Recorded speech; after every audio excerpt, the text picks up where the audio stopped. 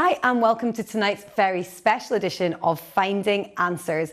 And tonight, instead of bringing you one live guest in the studio, we're going to go back and look at one of our favourite topics over the years, which is that of the parent-child relationship. And the first story we're going to show you is of a woman who was worrying about her child to the point where she didn't know what to do. Until, that is, she found God. So let's see what she had to say. Pushed me for the rest of the week. So it's like a boost. Things were really tight. Today, the way I see myself is completely different.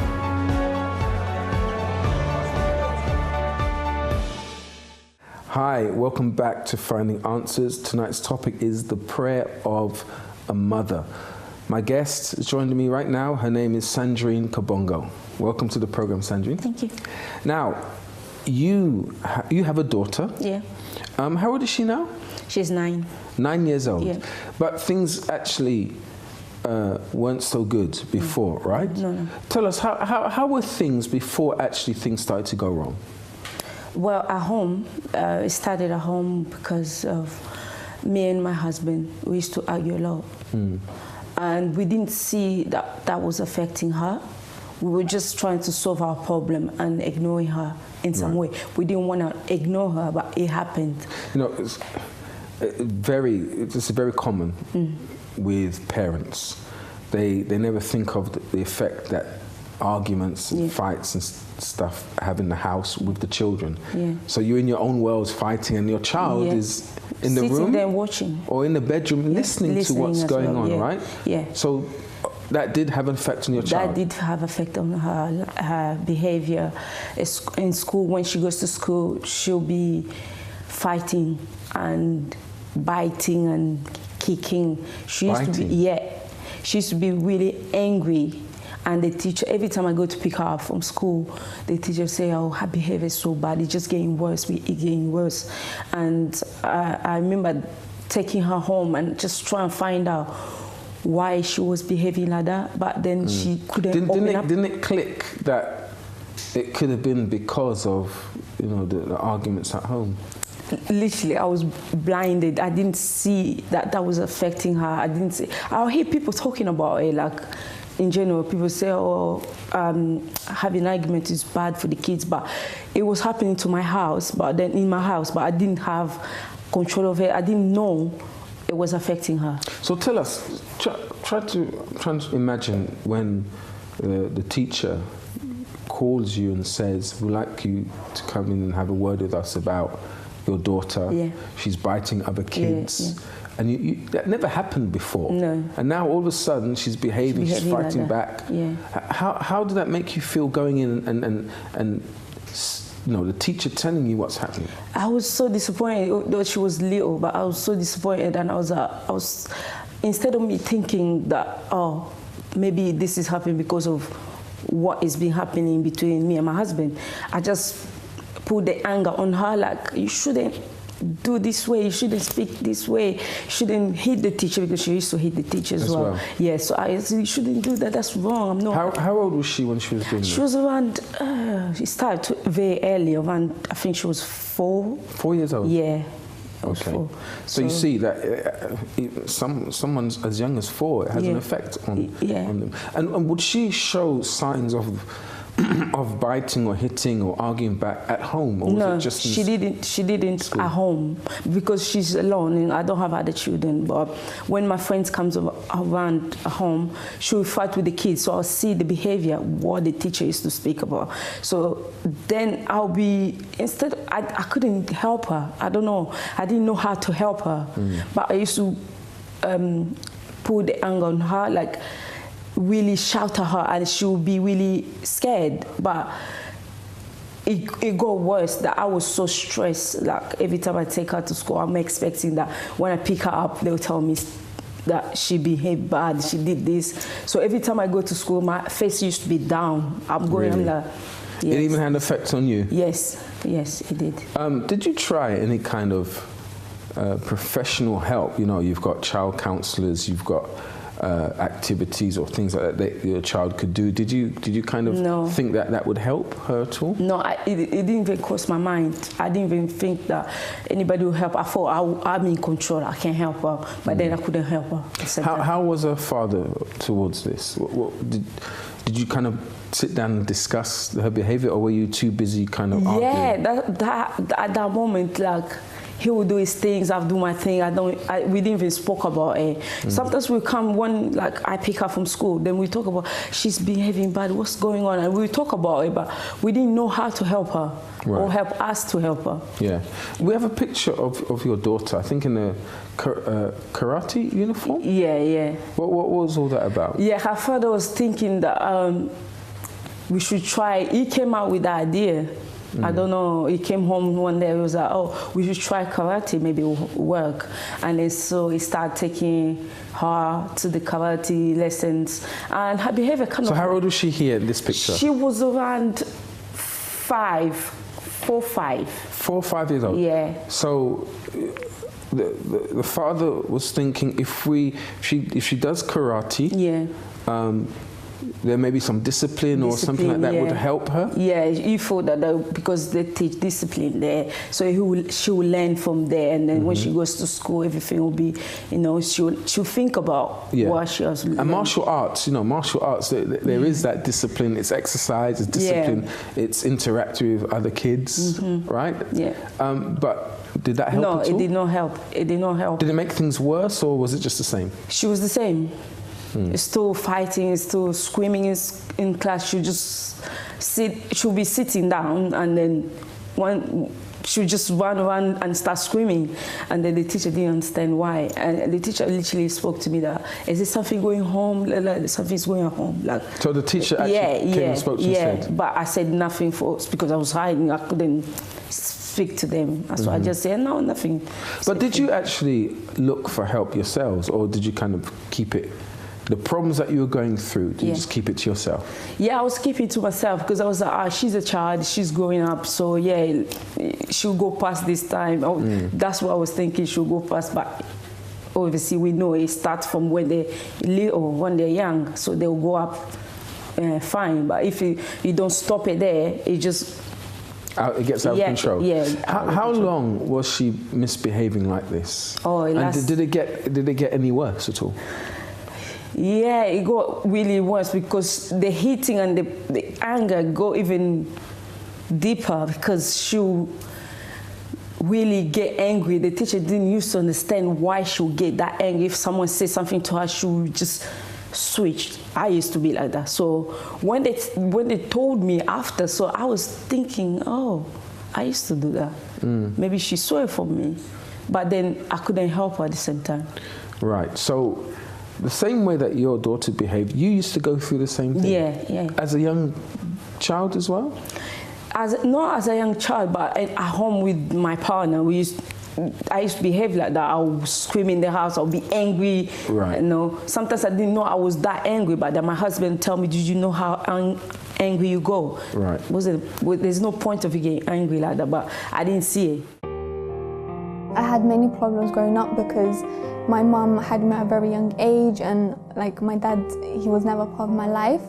And when I was like 9 months old, my mum got into a relationship with, which is now my stepdad.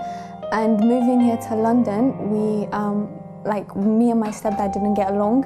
Up to this day, I don't know what it was, but he just didn't like me. He would make sure that there was a difference between me and my brother, where he would treat us very differently. And my mum would always take his side just to prevent arguments, because if she took my side, then that would cause more arguments and stuff like that. So growing up, I felt very left out. I feel like the black sheep of the family. I always thought I was a mistake from my mum's past. So when I hit my teenage years, I started looking for that love and that attention elsewhere. So I got into the wrong sort of friendships, and those friendships caused me to have my first boyfriend. And because I was I can say I was innocent, and he was much older than me, and because he showed me that care and that love and attention I never had at home, so I fell into his arms and I made him my world in a way. And because obviously my parents didn't agree with it, once they found out, they explained to me like, oh, that I'm too young to have a boyfriend, so on. But I didn't listen to them because in my eyes, they were trying to like take away the only thing that made me happy. I had to end the relationship because there was no other way like we could be together. But even then, things only got worse from there, going to college and stuff like that. And then eventually, I met this guy in my college and everything started again where like I made him my world and everything.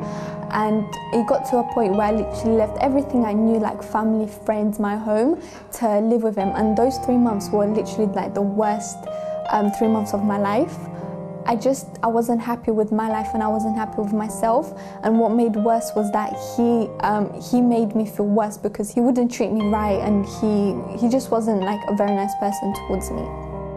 Literally, I felt like I lost who I was. I didn't know who I was anymore. I was just going with the flow, I guess. I was just going like with what life gave me. Today, I can actually say that I love my life because I can see everything has fallen into place. Like today, I don't feel the way I used to feel anymore inside. Today, I can say I have peace, I'm happy, I love who I am, I love who I'm becoming. I can say that today I have a great relationship with my family, with my brothers and sisters and my parents. Like me and my mum, we have like the closest relationship. I feel like I can tell her anything. I have conquered the job that I've always wanted, and I feel like I'm only growing in life.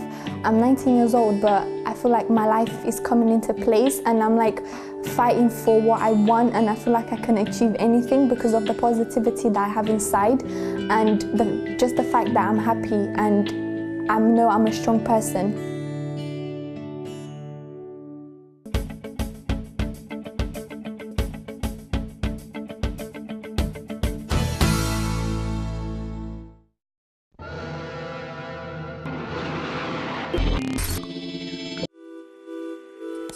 Do the maths.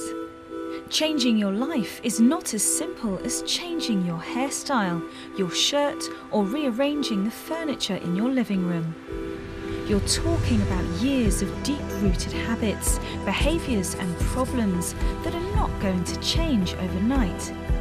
Many may say, think positively, but the trouble with that is that you can't do or change anything with just thoughts.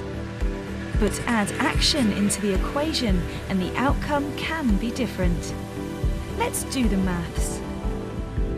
Positive thinking plus action equals a change. Whatever it is, if the change is significant, if it's worthwhile, then it will have to take time, effort, and homework from you.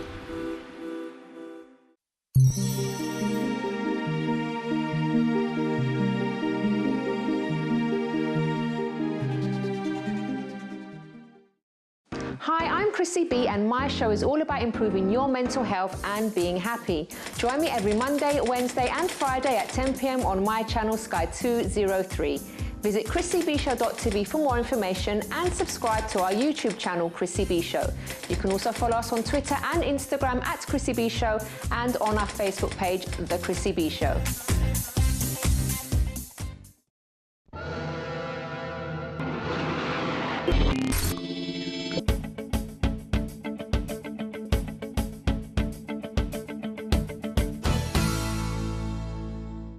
Welcome back to tonight's very special edition of Finding Answers.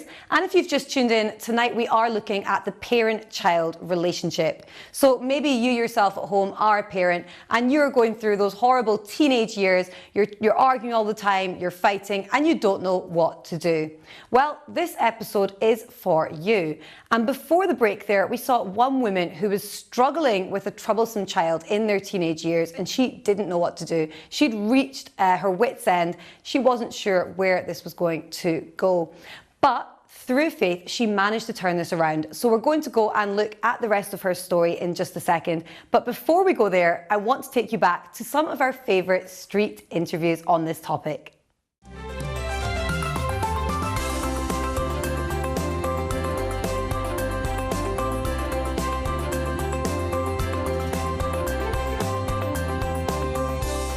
Experts seem to be split over whether we should wrap our kids in cotton wool or whether we should let them run around and make their own mistakes. What do you think?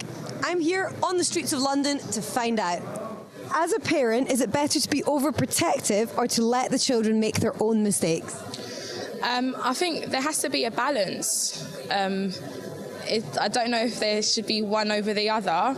You have to allow them to make their own mistakes, otherwise they'll always be dependent on you. But you do have to be overprotective because there are a lot of things that are going on right now that children need that sort of protection. So I think you need a balance of the two. Own mistakes, I think. Again, I'm not a parent, so I guess without being in that situation, it's kind of hard to comment, but I would say let them make their own mistakes. As long as you're still managing the situation and they're not off doing, taking loads of drugs or drinking at a really young age or stealing or something like that, I think it's good to let kids make their own mistakes. As long as they're not making them over and over again, I think that's important. I think you definitely have to let kids make their own mistakes. There's no real use in being too overprotective, but in the same way, you're going to have to be able to guide them and show them the right way. I definitely think let them make their own mistakes. My mum was so overprotective, and I have moved away from her and now just learned to live life by myself, and it's much, much easier. So let them, learn. You found help, didn't you? Yes, I did. For yourself first, before you actually prayed for your daughter. Yeah. How did you get help? It was one of my best friends that invited me to a place of prayer where I had to go. And first time, obviously, I went there and I don't know what I was expecting. So I left. The second time, she never really gave up on me. So she kept inviting me. So once... Did she invite you because of this particular situation, or was there other issues you were going through? She just invited me randomly. She said, come to this place, it's really helpful, they'll help you and stuff. Mm-hmm. So, but she didn't really know what I was going through because I never spoke to anybody about it. So I kept it to myself. So when she invited me, I went there and then I actually opened my eyes because when the person was talking about things and I was like, well, this is what I'm going through. This is what, so if somebody changed, I can change. So that means my daughter can change. So yeah, I started going and taking part of the prayers. You mentioned something about having an anger issue. Yeah. Were there any other problems that you were going through yourself?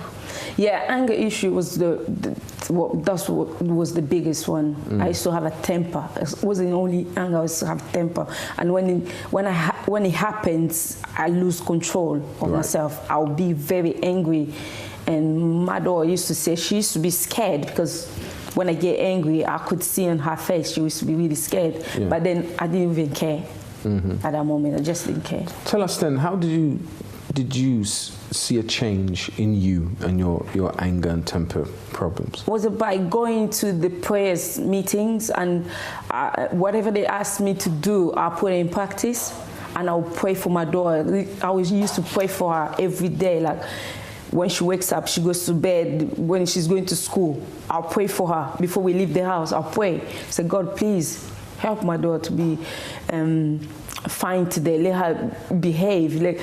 Anything. I didn't really speak in the religious way. I just say to God, I'm speaking to you. Say, God, please help my daughter. She needs your help, stuff. So that's something that you would never do before? No.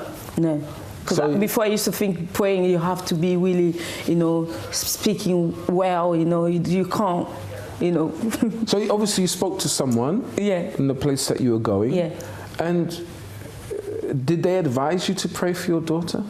They never really advised me to pray for my daughter, but in general, when they speak, the kids will come inside. You have to pray for your kids. You have to pray for your family. Protection, yeah. So that will come in. So it start clicking. So I said, okay, yeah, I can do it. I can pray for my daughter. I can do this.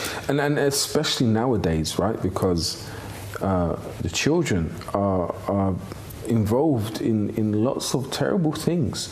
You don't need to go out to do any wrong. We have in our homes, we have TV, and the programs that are on TV now and the sorts of topics that are discussed, I personally think it's too young for young children to take on board. We're hearing on the news now that children as young as, I think it's 7, if I'm not mistaken, they're going through depression because of the news. You know, they're seeing things that's happening in the Middle East. They're seeing things that are happening over here with immigration, and it's bringing a pressure on them. So it's not just on TV, but the internet, and they've got phones, and, you know, all sorts of evil, negative things, really bad things are in front of their eyes at the click of a button, right? And they're suffering now. So how can you help a child like this when you try to do everything, right? There's a big thing in the news now about children's mental health. Children's mental health. Children as very young are going through mental health issues. You know, that wasn't a subject when I was young. We were going out, climbing walls, playing football. We had our toys, cars, and things like that. There was no such thing as mental health issues for children. So what can I do? What can you do if your child is going through problems?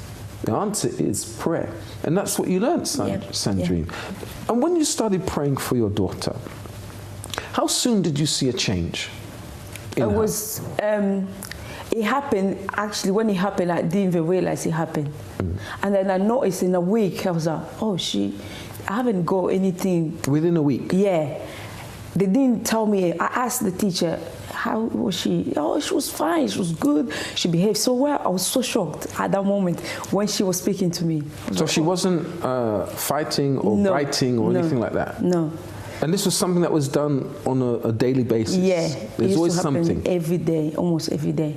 So yeah, so for me to hear, and there's nothing happened, she behaved well, she did her work, I was so surprised. Because I did mention she didn't used to like writing or do anything.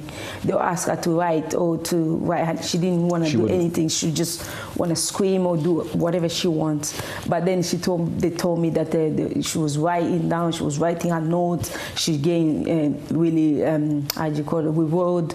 And I was really surprised. At the same time, I remember that this prayer, the prayer is the one helping. God is helping her.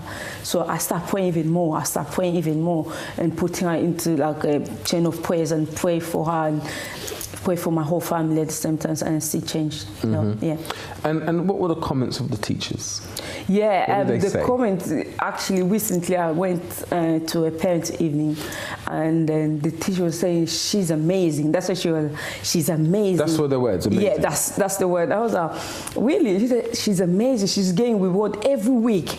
Right. She gained reward, and they gave her a gift because of how she behaved and how she's responding to the lessons, and her writing, her handwriting is the best in class. I was like, okay, I see it at home. Because when she writes really well. And her reading, she's the top in her class in reading. Really? Yeah. So I was, when they said, I said, this is God's work. How old is your daughter now? Now she's 9. 9 years old? Yeah. Okay, so you see how faith, praying for your child, I'm not just talking about young children. Your child could be a teenager, a young man, a young woman. You know, your child could be in their 30s. The prayer of a parent, of a mother in this case. But even if you're a father, have you tried prayer? You know, prayer works. You don't have to be religious. You don't have to be a churchgoer. You don't have to be a fanatic. But when you've tried everything and everything has failed, you know, don't assume that you have failed as a parent, because you haven't failed as a parent. You know, there's no, what's that book called? Parenting for Dummies. I think there is one, actually. I don't know if there is, but I'm assuming there is. Parenting for Dummies. So it's an easy step-by-step guide on being a parent. You know, it's a learning process. You know, you learn by trial and error through incidents and situations that take place. And just because your child has turned out that way, you know, it's not all down to you. So, as Sandrine, she mentioned, she would go to pick up her daughter from school with her head down. Did you blame yourself, Sandrine? Yeah, after After when I realized was like us parents causing this problem, that's when I realized I started it's my learning, fault. It's my fault. I shouldn't take on her. But the thing is, it wasn't your fault, because if you knew that that would affect your child, I'm sure you wouldn't have argued in front of her. You'd have done something else. You would have changed. So that's it in life. We go through certain situations not realizing the repercussions that can take place. However, saying all that, if your child is going through serious problems at school, at college, you know, they have their own family, and you don't know how to help them. You give the best advice, but still, it's like something's controlling them. You know, your words fall on deaf ears. Then why not try prayer? It's the best answer that you can give. When everything else fails, try prayer. Okay, Sandrine, I want to thank you for coming and sharing your story with us, all right? No problem. And there are many mothers, I believe you've met mothers who have gone through similar situations and they've seen changes with their children. Yes, I have, Look, keep on praying, right? Because you know, she's only 9 years old. Yes. You know, there's going to be that puberty stage. She's going to need prayers. I know. She's going to boy stage. She's going to need prayers, right? Prayers. So keep on praying, because I believe it's going to help her and sustain her. Yes. As prayer has done with all of us.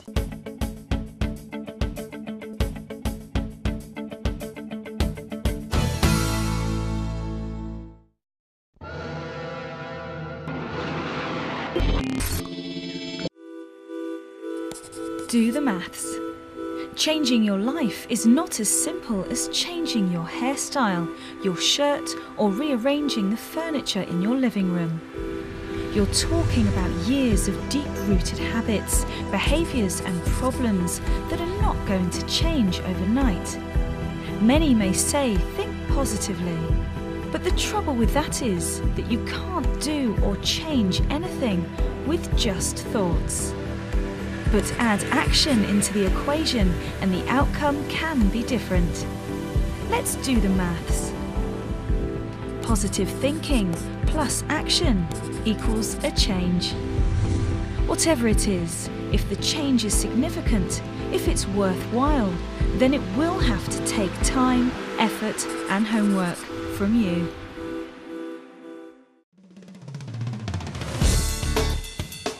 Follow my channel's updates on Facebook. Like your favourite videos and see pictures of your favourite artists. Access our Twitter @MyChannelUK and get to know what's on with My Channel. Visit tvmychannel.com and be connected to our world.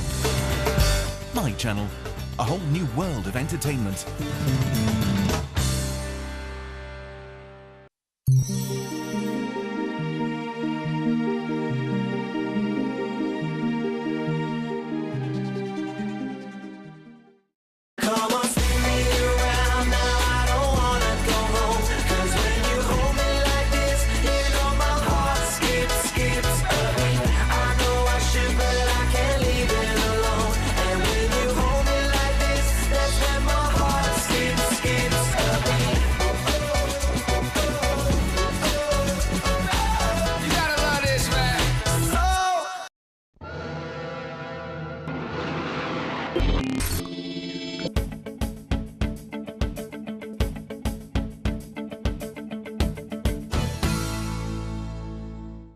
Welcome back to tonight's Finding Answers, and of course tonight we're looking at the parent-child relationship. Just before the break there, we saw the remarkable story of Sandrine, who was a mother worrying about her child and completely lost as to what to do about this. Luckily, she found faith and she managed to turn this situation around. Now, obviously, everyone thinks that when they become a parent, it's going to be planned, it's going to be perfect. But as we know, this isn't always the case. So the next story we're going to show you is of a child who became a parent when they didn't feel like they were ready. It's a remarkable story again, and we're just going to take you there in a few minutes after we show you what the public thought on the topic we're looking at tonight. What difficulties does a young parent experience in society? Oh, a young parent, I think shortage of housing, isolation, It all boils back down to the fact of funding, not enough fundings where there used to be, you know, so people could interact, you know, young parents could interact, go to, you know, meetings, toddler groups and things like that. All these things are being cut, so a lot of isolation for them. I think it's harder now than what it was years ago. I think it's many difficulties. I think it's just the physical environment, but like if most people live in cities, and I think cities are hard places to raise children in. I think like the housing and the government, they're not really supporting the young people, like young mothers, young fathers, they're not really supporting us, I feel. Support with housing maybe, benefits, a couple other things, like maybe just like moral support from the social workers or having the people who they visit every week just to talk about how their life is. They don't really get that much time. Maybe the biggest thing is stigma. I don't know. I mean, teen parenting, I think there's a lot of stigma attached, and kind of trying to balance like work, social life and raising kids at the same time.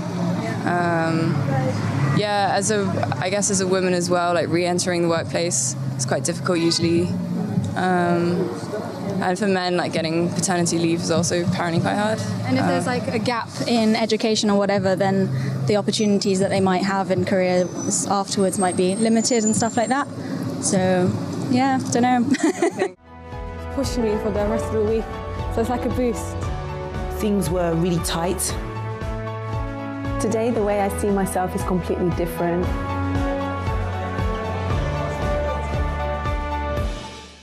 Tricia, good evening, Tricia. Good evening, Pastor. Welcome to the show. Okay. Thank you. So most people that gave their opinion in the street, they spoke about the difficulty with housing.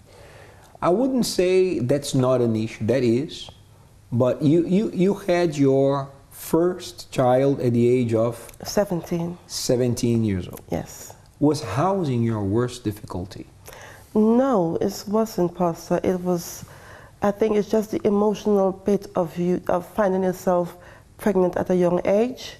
I think that's the hardest bit of it. Yeah, I think so too, because I think that it goes way deeper than just a financial issue, just a housing situation. I think what affects the most is your emotional state, the fear, right? Yes. Now I have to deal with the situation. It's going to change my life forever. Yes. You know, how am I going to cope? I have to work, I have to make money, I have to provide for this child, I have to study, I have my career, I have my personal ambitions, and at the same time everything. So it's like I can imagine the whirlwind of you know, thoughts and concerns that it brings. Yes, Pastor. It was really difficult, because even though, you know, I had my mom was there, firstly, telling her that I was pregnant in the first place, that was a big issue. Mm-hmm. And then, you know, all the emotional bit comes, and it's like, okay, my life is over now. You know, there is no, how should I say? Sorry, even though you're young, you get pregnant, so you know you can't move on as living a single life anymore. You have this responsibility to. You came to the point of having this thought that your life was over. Yes. And you spoke to your mother about it. Yes. And what was the reaction? How did it go when you did it? Well, in the first place, it was like, you shouldn't have found yourself there. Mm-hmm. It shouldn't have been like that, because, you know, it wasn't at a point that, you know, okay, my dad wasn't around, so she was a single mom with my other siblings. So, you know, it was difficult knowing that, okay, there's another mouth to feed. Mm-hmm. Yeah, things are difficult. Yes, you've got your kids, but then you have someone else. So we're speaking about a challenge already there, yes. Right? The moment where you have to, you know, just come clean and tell everyone, right? Yes. I mean, in a family that, you know, it happened, right? I can imagine the thoughts. They're going to be disappointed. Yes. They're going to get angry at me. They're looking down on you, thinking, what is wrong with you? Why would you allow yourselves to be in the situation? Yeah, which is something that doesn't help at all, right? Because No. I think that there's enough self-disappointment already going on, you know, of course, it shouldn't also be treated as, oh, that's nothing, that's just fine, everything will be okay. No, there will be huge consequences, right? Definitely. Having a child is something that you will never be the same. Never. But at the same time, transmitting a message of, oh, I'm disappointed at you, how could you have done this to us? First of all, before it was done to anyone else, you're doing it to yourself. You are the one who is going to have to deal with it the most. Yes. So talk to us about other challenges. What other challenges, Tricia, do you remember having that child at the age of 17? Well, Pastor, firstly, her dad, he was young as well, because he was just a year older than me, right? He wasn't in a permanent job to say, you know, he was okay to support us and stuff. It wasn't like that. So even though that did he you was feel there, emotionally prepared to be a mother? No. Did you have a structure, a foundation? I didn't. I didn't have a structure. I had no foundation. What was your relationship? Sorry, go ahead. Huh? I found myself sometimes crying when no one was around because of what happened. Because I'm thinking, why would you allow yourself? It was an inside battle. What did the father? How was the father's reaction to? He was a bit upset because, I mean, he was a young man, so he didn't want to do any responsibility either. Yeah, he didn't want that. And we had a discussion, and he was saying, you know what, I think you better get rid of it. Oh yeah. Yeah. That was his advice. Yeah. And to what did you say to him? Well, apparently, we did try. We did try, and then he gave me something one day, and I drank it, and nothing happened. And I said, you know what? It's already happened, you can't do anything about it. And it's like you have to mentally prepare yourself for these few months to welcome this new life into the world. Yeah, it's so complicated to try to do something after the fact, right? It's so much simpler to do something before. Yes. Yes, to use your mind, instead of giving the full control to the impulse, to the desires, to the emotion. Yes. There we go again speaking about the heart. Yes. Which, once again, you see, God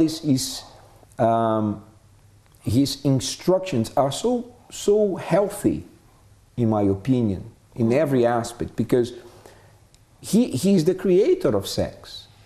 Sex doesn't come from evil, it comes from God, but to be done between two people, man and woman, committed by marriage, a union that is blessed by Him. Once again, why? Because there's stability, there's commitment, a vow, faithfulness involved. There is a man there to support, a mother. It's something planned. So when it happens according to the guidelines God established, the odds for happiness are much better, much greater.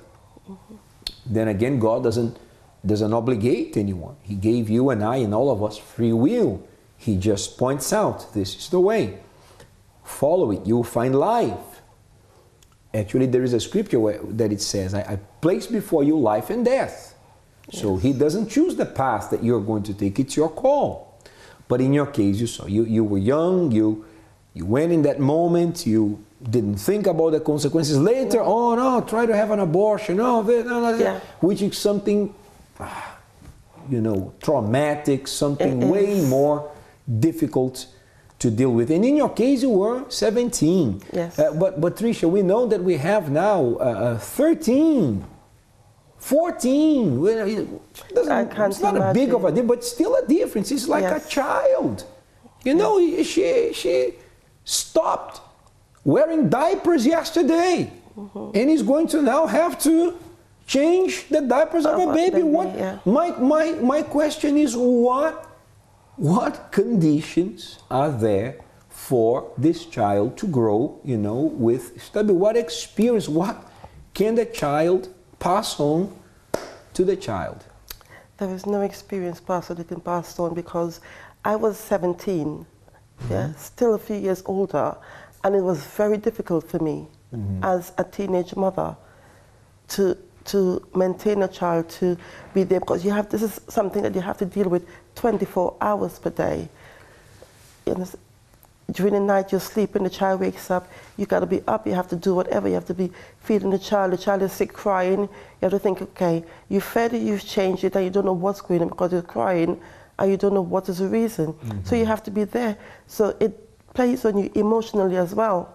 And as a young parent, it's difficult. And it wasn't the last time? No.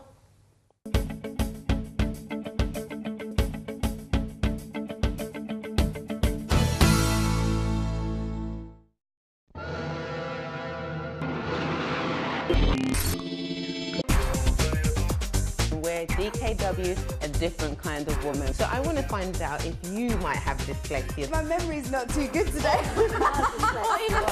And it's almost like you have to be this superwoman. Years and years ago when I watched Titanic, and obviously My Heart Will Go On came on, and it just brought me back to that time. And I was with 4 other sisters. Lord have mercy.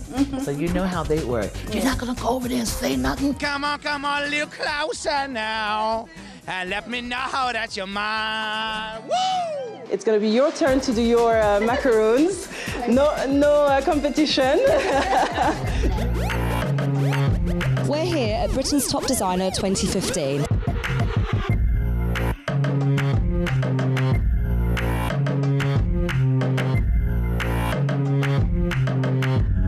This is DKW. Thank you for joining us, and we'll see you next week.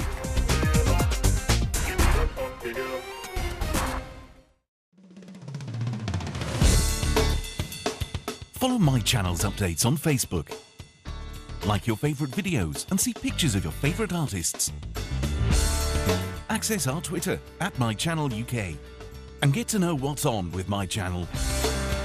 Visit tvmychannel.com and be connected to our world. My Channel, a whole new world of entertainment.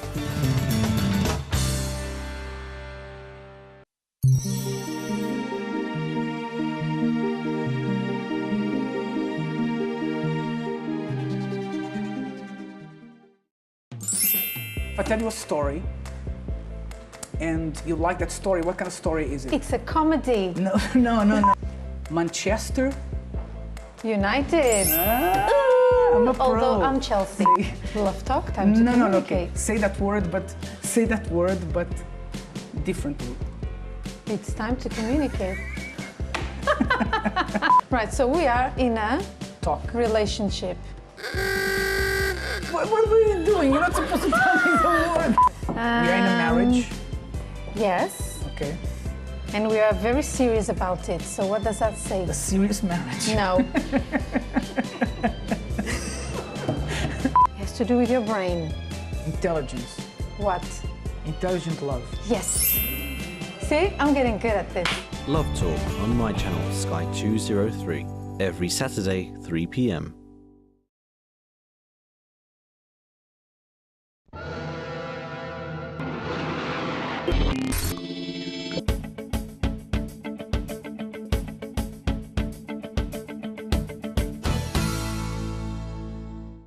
Welcome back to tonight's episode of Finding Answers. And just before the break there, we saw Tricia, who'd become a parent when she wasn't prepared and she wasn't ready for this. Now, she was struggling hugely with this, as I'm sure many of you at home are as well. But we have good news. She did manage to turn her life around. So before we go any further, let's go and see the end of her story.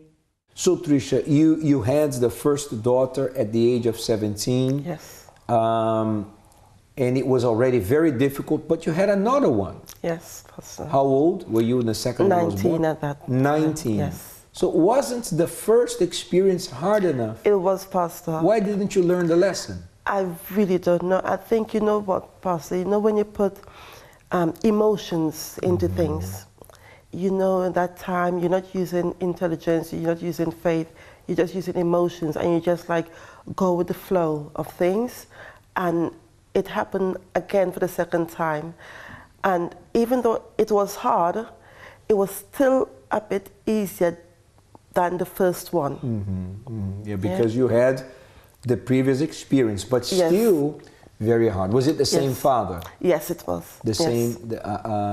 So did you see any difficulty on the second one that you didn't have on the first? Or talk to us about the second experience. It was difficult, Pastor, because at that time I was with him at his family's home.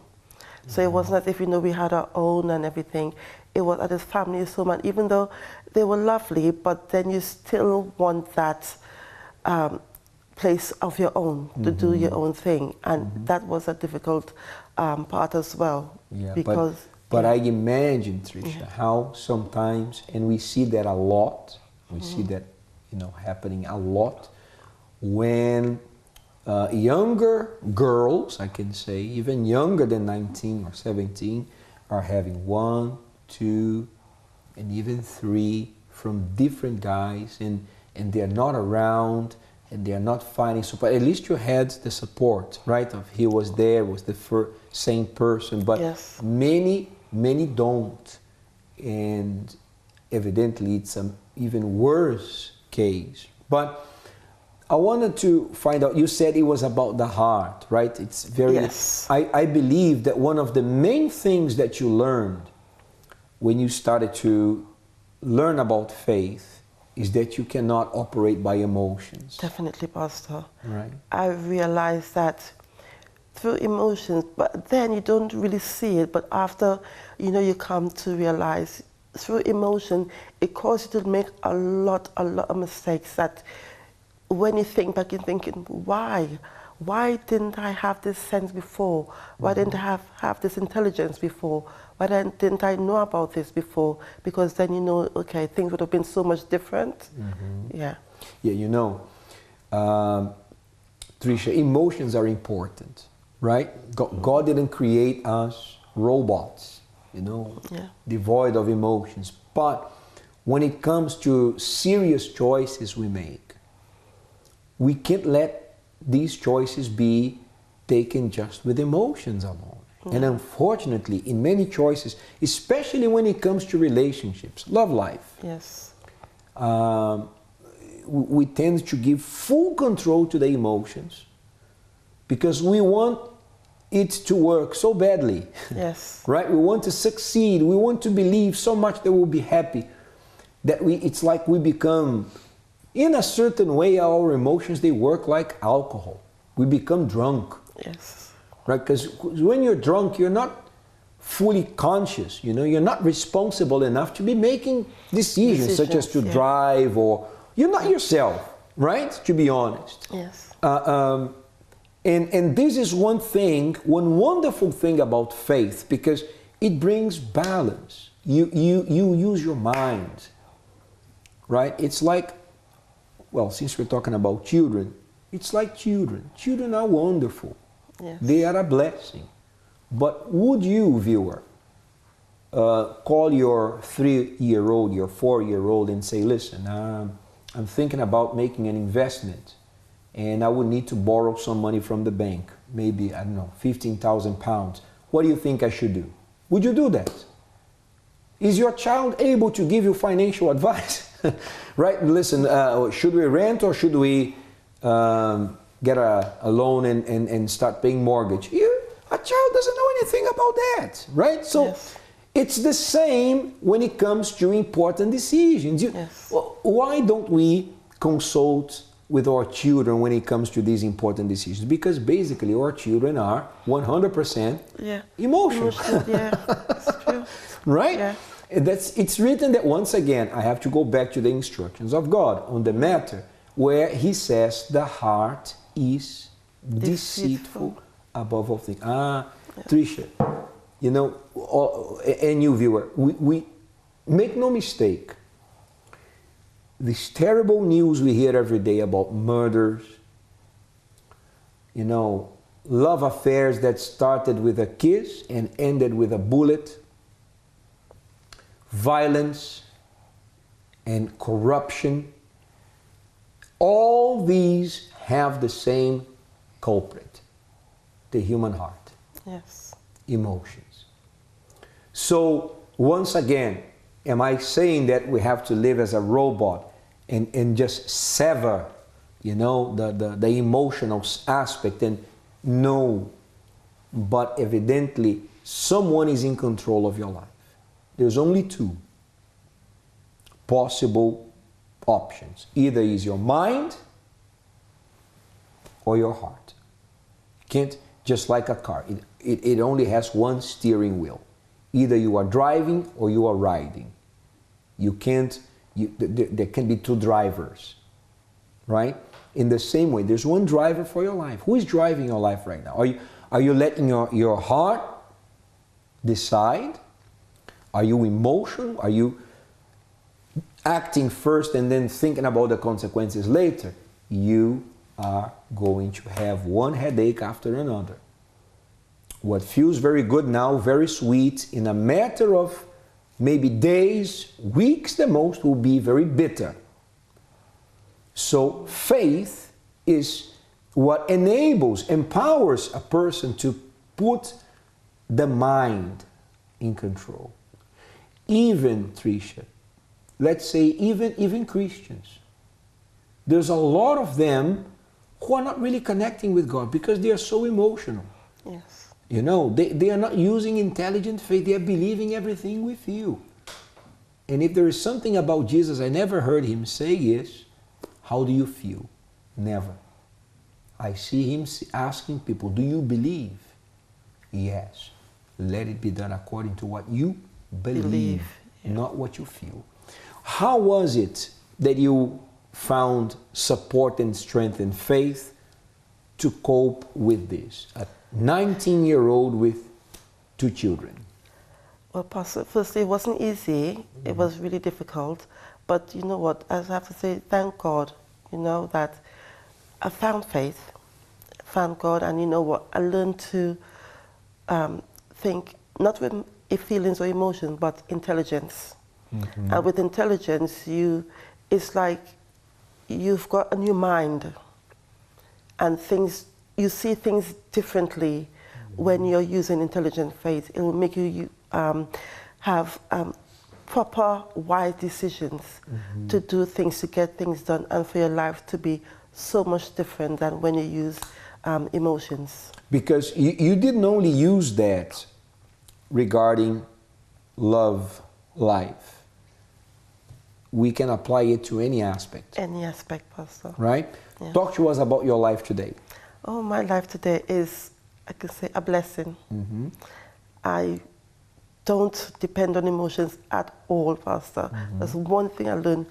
Don't depend. The heart, as you said, the heart is deceitful. And that's one thing. Everything that I have to do and decisions that I have to make, I always make sure and think about it. I pray, think about it, and God always directs me in the best decision to make. For those who are watching us, who is Tricia inside today? Oh, so much happier, peaceful person. It's like, even though everything happened back then, it's in the past, and that's where it's going to remain. Tricia today is so much different, so much happier, beautiful, different person, Pastor.